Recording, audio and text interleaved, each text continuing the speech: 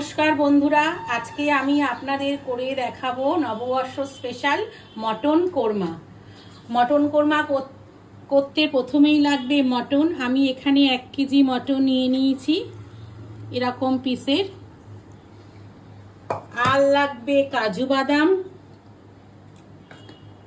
আদা রসুন কুচি।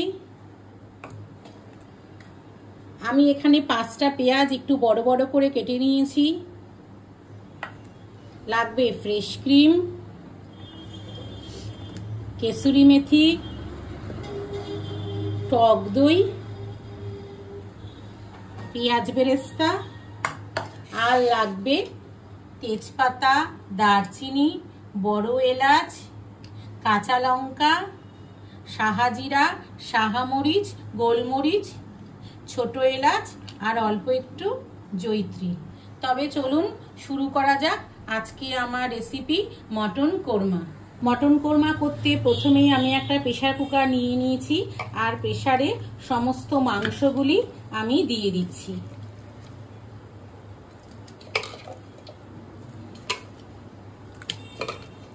মাংসটা আপনারা ভালো করে পরিষ্কার করে নেবেন। মাংস দিয়ে দিচ্ছি। এবার দিচ্ছি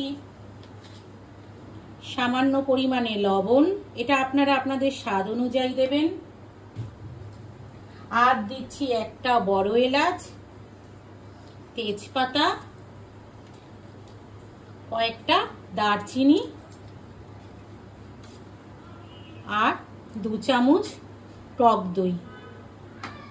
এটা দিয়ে সমস্ত মাংসটাকে আমি ভালোভাবে মাখিয়ে নিচ্ছি। সমস্ত মাংসের মধ্যে দই, নুন সমস্ত যেন ভালোভাবে মিশে যায়। আর এই টক দইটা দিলে মাংসটা একদম সফট হবে। এবার এর মধ্যে সামান্য পরিমাণে জল দিয়ে দিচ্ছি। জল দিয়ে ভালো করে মিশিয়ে দিচ্ছি। এবার এইটা অর্ধেক মতো সেদ্ধ করে নেব। অপরদিকে আমি গ্যাসে একটা কড়াই বসিয়ে দিয়েছি। এর মধ্যে আমি কিছুটা পরিমাণে সাদা তেল দিয়ে দিলাম। তেলটা আমার গরম হয়ে গেছে। এবার এই তেলে প্রথমে এই বড় বড় করে কেটে রাখা পেঁয়াজটা হালকা করে ভেজে নেব।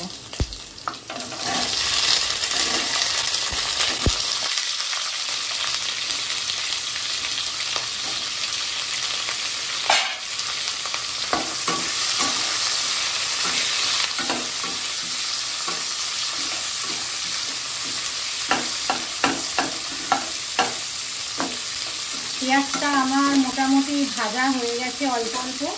এবার এর মধ্যে দিয়ে দিচ্ছি আদা আর রসুন কুচি।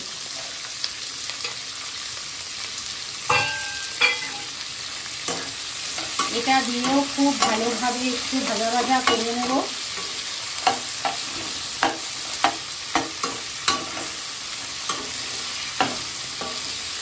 তারপর এর মধ্যে দিয়ে দিচ্ছি কাজু বাদাম আর একটা কাঁচা লঙ্কা। আপনারা আপনাদের স্বাদ মতো লঙ্কাটা দেবেন। আমাদের বাড়িতে যেহেতু ঝালটা সেরকম চলে না। আর সমস্ত উপকরণ একটু ভাজা ভাজা করে নিচ্ছি।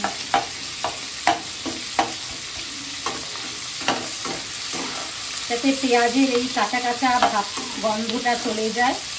আর পেঁয়াজ, রসুন, আদা, কাজু বাদাম অল্প অল্প ভাজা হয়ে গেছে। এবার এর মধ্যে সামান্য পরিমাণে জল দিয়ে দিচ্ছি। জল দিয়ে গ্যাসের ফ্লেমটা একদম কমিয়ে ঢাকনি দিয়ে ঢাকা দিয়ে দিচ্ছি। এটা আমার 2 মিনিট ধরে এগুলি সেদ্ধ হবে। আমার পেঁয়াজ, আদা, কাজু বাদাম মোটামুটি সেদ্ধ হয়ে গেছে। এবার সমস্ত উপকরণ ঠান্ডা করে আমি মিক্সিতে পেস্ট করে নেব। আপনারা অবশ্যই ঠান্ডা করেই এটা মিক্সিতে পেস্ট করবেন। প্রায় আমি বেশ খানিকটা ঘি ঢেলে দিয়েছি। এবার এর মধ্যে আগে থেকে পেস্ট করা পেঁয়াজ, আদা, কাজু বাদাম সমস্ত দিয়ে দিচ্ছি।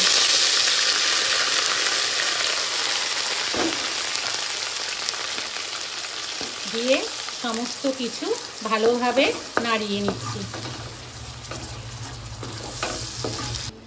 মশলাটা ভালোভাবে কষানো হয়ে গেছে। এবার এর মধ্যে দিয়ে দিচ্ছি এলাচ, দারচিনি এর গুঁড়োটা, শাহজিরা, শাহমরিচের সমস্ত যে গুঁড়োটা করেছিলাম সেই গুঁড়োটা এর মধ্যে ভালো করে মিশিয়ে দিচ্ছি। আর এর মধ্যে দিচ্ছি কেসুরি মেথি। সমস্ত উপকরণ দিয়ে ভালো করে মিশিয়ে নিচ্ছি।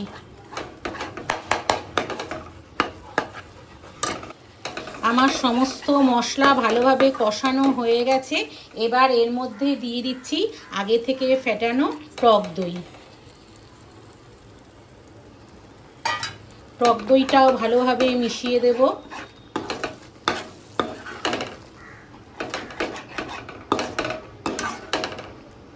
টক দইটা ভালোভাবে মেশানো হয়ে গেছে।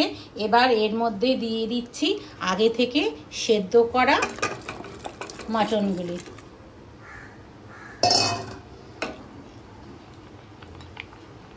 মাটনগুলি দিয়েও ভালোভাবে সমস্ত উপকরণ মিশিয়ে নিচ্ছি। আমার মাংসের সাথে সমস্ত মশলা মিশে গেছে। এবার এর মধ্যে আমি দিয়ে দিচ্ছি মাটনের স্টকটা।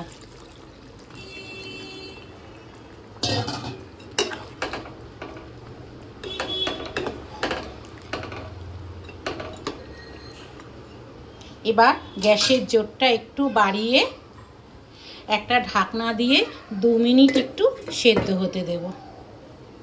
আমার মটনটা একদমই সেদ্ধ হয়ে গেছে, দেখতেই পাচ্ছেন একদম নরম হয়ে গেছে।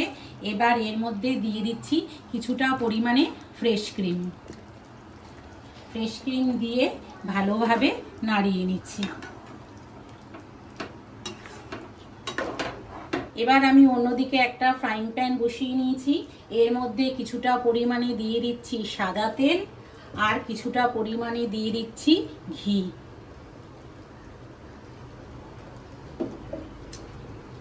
সাদা তেল আর ঘি আমার মোটামুটি গরম হয়ে গেছে। এর মধ্যে আমি দিয়ে দিচ্ছি 3টে ছোট এলাচ আর দিয়ে দিচ্ছি একটু পরিমাণে গোটা জিরে।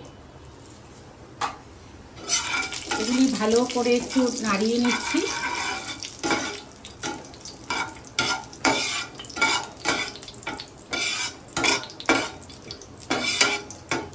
এবার এইটা এই কোরমার মধ্যে দিয়ে দেব।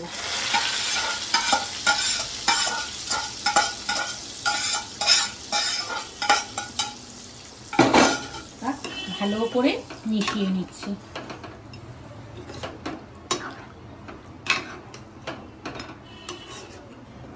সমস্ত মশলা সেট হওয়ার জন্য আমি কিছুক্ষণের জন্য এটা একটু ঢাকা দিয়ে রাখলাম। আমার আজকের মটন কোরমা অলমোস্ট রেডি হয়ে গেছে। এবার এর মধ্যে দিয়ে দিচ্ছি কিছুটা পরিমাণে বেরেস্তা আর দিয়ে দিচ্ছি কুচানো ধনেপাতা। এটা দিয়ে ভালোভাবে মিশিয়ে দিচ্ছি।